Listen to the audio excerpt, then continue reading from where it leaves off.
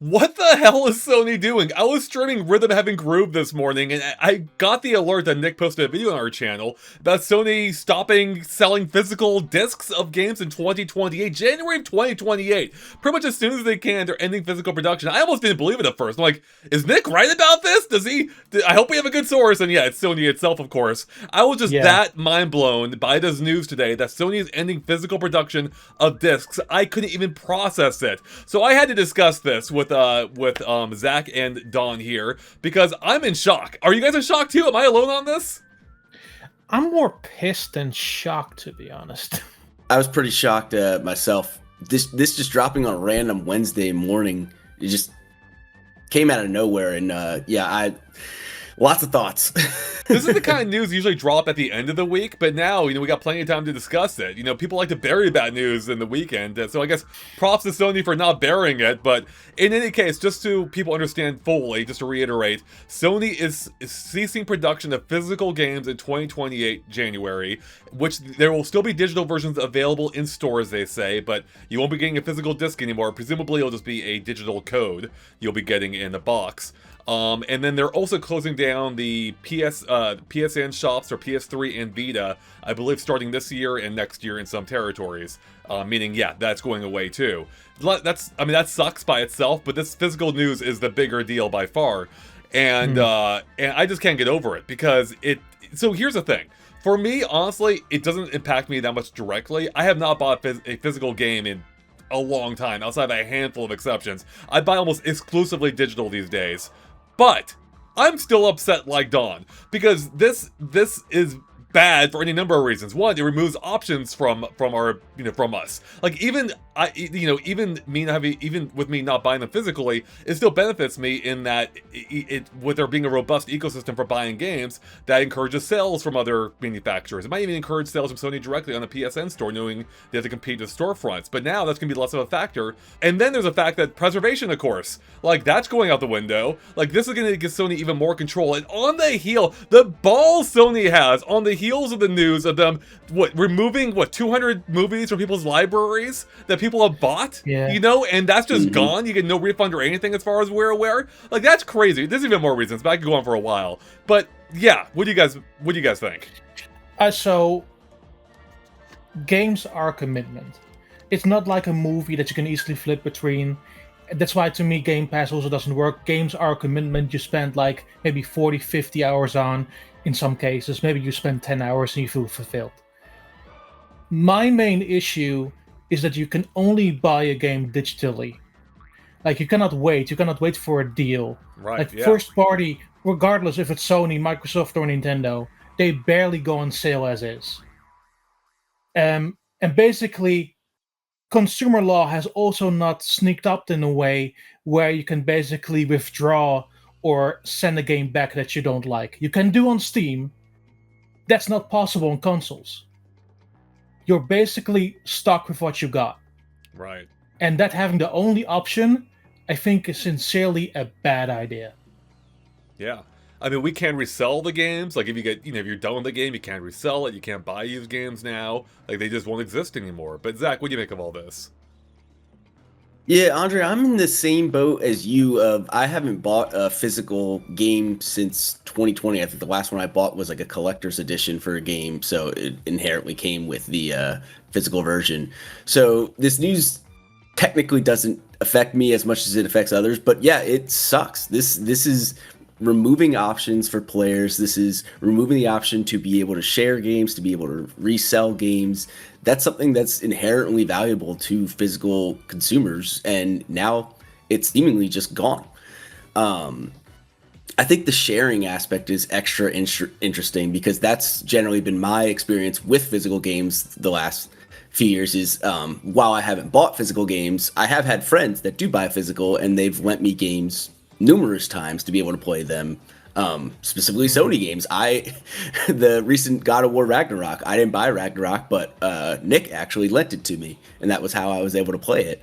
And that option is, yeah, exactly. That option is seemingly going to be gone in the future. And as far as game sharing, Nintendo has a pseudo method for game sharing digitally right now. It's not the best method, but it is a method. will Sony have to implement the same kind of thing of some kind of? No. Yeah, exactly. Yeah, sorry, I didn't mean to cut you off if you were still going no. there, but I mean, it's a game back to your game sharing point. Like, the whole thing is especially ironic given Sony was the one 13 years ago to make that iconic E3 announcement. Yeah. We're like, here's how you share games on PlayStation. You physically hand the disc over, to your friend, which was, in response to Microsoft basically doing what Sony is now, effectively. It was a little different, but you know what I'm saying. Where you couldn't share games easily on Xbox. And it's just crazy how things have changed the last 13 years. Now, in Sony's defense, and I don't mean this in the sense that I am defending them, but more in the sense like I understand it kind of from a business perspective. I was looking at a chart recently, I forget, some analyst posted just a few days ago, so it's almost like they knew this news was coming, where they tracked physical game sales over, for the last 15 years, and I think ever since 2009, I believe, is where they peaked, and ever since then it's been dropping year over year to the point that now they're, I think, maybe 10% of what they were, 15 years, or 2009, however many years ago that was. And so, like, in the business sense, I kind of get it, in that Sony's just maximizing, they're going the direction consumers have already started to have already been deciding on, while also, benefiting them because I imagine it increases their profit margin. They no longer have to share with a third party. That gives them more control. But still, that doesn't help us as consumers. And for me, it actually makes the PS6 look even less enticing now. It's like, do I really want to commit myself to an ecosystem where I can't buy physical games or resell them, especially when Sony is now shutting down PSN stores? Like, that's telling me the future of the PS6 is already looking kind of dicey, Yeah, to me also, right, is that the thing is, I'm not. I will say this: I'm not interested in the PlayStation 6 anymore. So with the PlayStation 6, I think this could go two ways, and maybe I'm looking glass half full at this. But it is interesting that the press release does specifically say all disc-based physical is going to be removed. Right. There is entirely the possibility that the PS6 does have cartridges instead of discs, and that's specifically because every rumor is pointing towards the PlayStation 6 having a handheld as part of its system. And obviously a handheld wouldn't be able to work with disc. The only problem with that theory is that why announce this now rather than as a footnote when you announce the PS6? You could easily announce the PS6, it doesn't have a disc drive, obviously, and then say in a footnote afterwards, by the way, we're no longer producing discs. And the January 2028 is interesting. If sorry, I didn't mean to cut you off, Don. But the January 2028 is interesting because a lot of rumors are saying that the PS6 is going to launch holiday of 2027. So it would kind of make sense to cancel disc-based releases if your new console that's not using discs would be that previous month. To be fair, my main issue with that is that PlayStation 5 games will still come out. Like, yearly releases, other releases. It will be a while, and we saw this with PlayStation 5 to PlayStation 4. It took a long time for people to pick up a PlayStation 5. That won't be for a while longer after a potential PlayStation 6 releases. Well, especially with the component cost going up. PS6 absolutely, isn't cheap. And then the second thing is, discs were already the cheapest option to make. Like, here's the thing. Game cartridges on Switch 2, really expensive. Discs are dirt cheap to make. And you are telling me that the originator of the format, of specifically Blu-rays, says we're not dedicated to Blu-rays anymore. Yeah, it's pretty wild to think about. But yeah, I understand your point, Zach, and that's something I had thought about too. Like, if to me, it only makes sense if they're going all in on handheld. Like, if the PS6 is exclusively a handheld, I could maybe see that. I don't think that's the route they're going, though. I think that'd be shooting themselves in the foot potentially if they go purely handheld. And even then, as Don was saying, it doesn't really make a whole lot of sense with adoption rates presumably being slow. They're still going to want to cater to, you would think, the previous generation, and but now, like, there's kind of off at the same time. And and I feel like too, if that were the case, it would have made far more sense to me to announce that news as you're announcing the PS6 or within that time frame, Maybe I'm wrong. Maybe maybe Sony understands PR better than I do.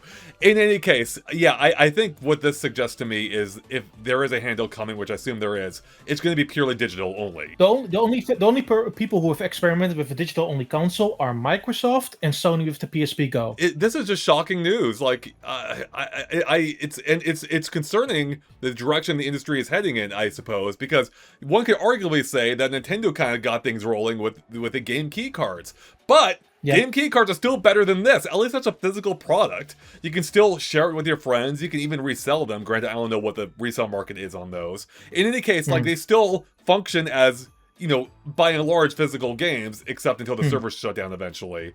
But yeah, this is a step even beyond that. Like, this is getting crazy to me. And you know who will hurt us the most? It will be like collecting publishers, like Clear River, Unlimited Run, Fangamer, Lost in Cold, because half of their business was PlayStation 5. Basically, they will need to focus solely on Switch and Switch 2 at this point. Right. And as an extension of that, any used game stores too. Like, for the immediate future, they'll be fine, of course. But like, you go out far enough, like, there's gonna be no games for them to sell anymore. Yeah. And that's and that also speaks to the point that, like, if Sony shuts down those servers or decides not to sell a game anymore, like they have with those movies recently, like, that game's just gone. Like, assuming that the PS6 can't be cracked, for instance, and they can't dump the games anymore. Kind of like what we're seeing with the Switch 2 right now, those games could effectively be gone forever. So from a preservationist standpoint, this is horrible. Yeah. To quote Falco from Star Fox. Is there anything else, guys? I completely agree. Yeah, go ahead, Zach, please. I completely agree. Like, from a preservationist standpoint, like, what do you even do here? I mean, I'm sure the thing is, somewhere deep down the line, I'm sure it's going to be able to be cracked because, by the time we get to the PS7, somebody is going to figure out the PS5 or the PS6 and be able to, figure that out, because Sony stopped releasing firmware for it. So they won't be having as many security measures. So maybe somewhere down the line, they'll crack it, but it just got a lot harder.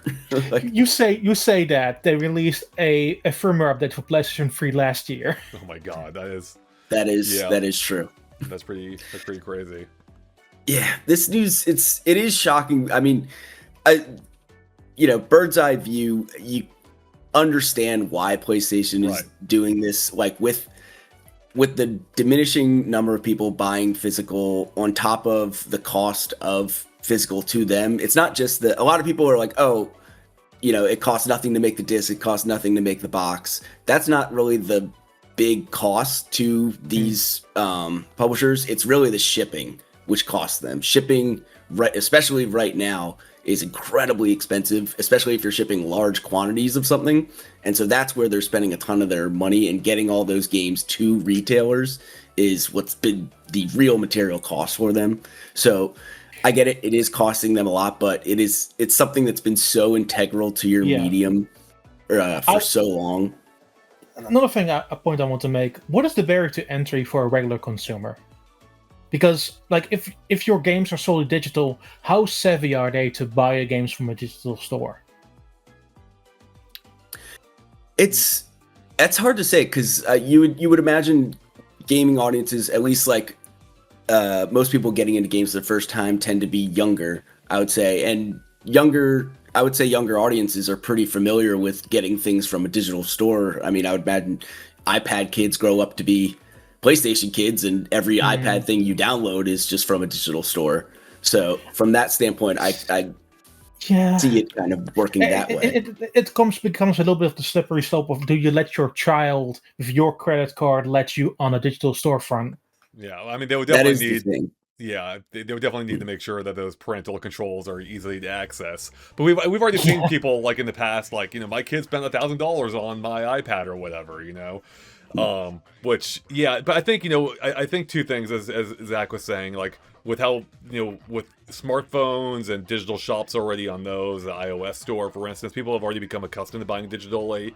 And also the fact that if you just look at, again, the physical game sales, like, most people are buying digitally these days. So, yeah, I don't think that's much of a concern, but, still to your point, Don, like, it is almost an anti-selling point now for the PS6. Like, that's going to turn off some people no matter what. and it for a platform that's already like is doing well, of course, but like we're entering this kind of new era right now due to the insane prices on these technology components, and apparently looking at recent reports, like no one's expecting it any better anytime soon. Like I think some chip manufacturers already committed to like through 2028 for the current prices, which is not good. And I don't know. It's just hard to see the PS6 being a massive success at this point. It launches in 2028 at what I assume could be a very high price for a platform where you can no longer buy physical games. I mean, at least Nintendo with the Switch 2 having come out relatively recently, they're kind of committed to, like, in the long term, I think, for at least, you know, next 7-8 years, unless they really want to piss off their consumers, to the physical product, you know, like, they have to, they basically made that commitment, where Sony's, like, bouncing out, like, we're done. We're no longer making physical games, so... I mean, it's also a very Japanese company, right? Because Japanese still pick up physical product. They are very heavy into that. I think with Sony becoming, well, PlayStation specifically becoming more of an American company, I think they looked forward to their direction and see what works the best. Right. I don't necessarily think that Nintendo will do this anytime soon. Yeah, I don't think they can. Like, the fact that there is a physical cartridge slot on the Switch 2 means I don't think they... I mean, I think there's a good chance they release a digital-only version of the Switch 2 at some point, but even then, they'll continue to make physical games, and I think though I guess they always have game key cards as an out. That could be their out. You know, like, oh, we're still making them, you know, but it's, you know, not the same as it was. Especially with, you know, the memory cost on Switch 2 itself. You know, those aren't exactly cheap either. So, in any case, I think, at worst, we get a game key card only future. But even that wouldn't be for years to come. And I think the only time Nintendo would shut off physical games entirely could be with a Switch 3. So, you know, roughly probably a decade away. But I hope that doesn't happen. But, you know, with how things are going, I think there is a good chance that is. This might be the last physical-based media console from Nintendo. Hard to say. Yeah. I think that's entirely possible. Well, anything else, guys? Are you less inclined to pick up a PS6 now, based on this? Yeah. I mean, like I said, I've bought digital ever since 2020. Yeah. So this, like I said, this doesn't affect me as much. I am really bummed for everyone that does buy physical, and that news just sucks. But I think this is not the reason that I won't be buying a PS6. The price down the line may be the reason that I'm not buying a PS6, but this news specifically hasn't altered my decision. Got it. Yeah, to me, like sometimes I like to have physical because purely it is really cool to have. Like I bought Indiana Jones on Switch 2 physical because the game there is on the cartridge. That's a really cool thing to have. But if it's becoming rarer and rarer, if this becomes like a solidified thing, then maybe gaming is not as much for me anymore. Yeah, I mean, it kind of sucks to buy a new console now knowing that it has a shelf life. Like, you know that there's going to come a day where you just can't do anything more with it. You can't buy games with it anymore. You can't download your existing library whenever Sony shuts off the PSN store like they are now. And once that happens, there's nothing, you know, unless you can hack it or crack it, there's nothing more you can do with that console. Like, it's a giant brick. And, you know, if you think on that timeline, it's like, man, I'd rather just invest in my PC, you know, and like buy, you know, games on Steam instead, where, you know, those I think have a much greater longevity, and I trust Steam more than I do Sony at this point. And yeah, I don't know. It's a weird future. I would say it is kind of ironic to like turn to PC and Steam because Steam has been all digital always. Yeah, like, pretty much. At the same time, Zach, they have really good policy with like getting back games if you really don't like them. And if this is the future for consoles, they really need to think about how they want to have a return policy in place. And consider this too, with Sony shutting down the PSN stores on 2 platforms, Steam was around before then, and is still around, you know, like Steam's not going anywhere. So they're not going to shut down Steam unless something catastrophic happens. And so, you know, your library is always going to be there. It's just a matter of whether your hardware, you know, it still can run on modern hardware or not at that point, I suppose. But I think, you know, with how the community works, people, you know, you can hack you can mod your games on PC. Like, there's any number of ways to keep that stuff running.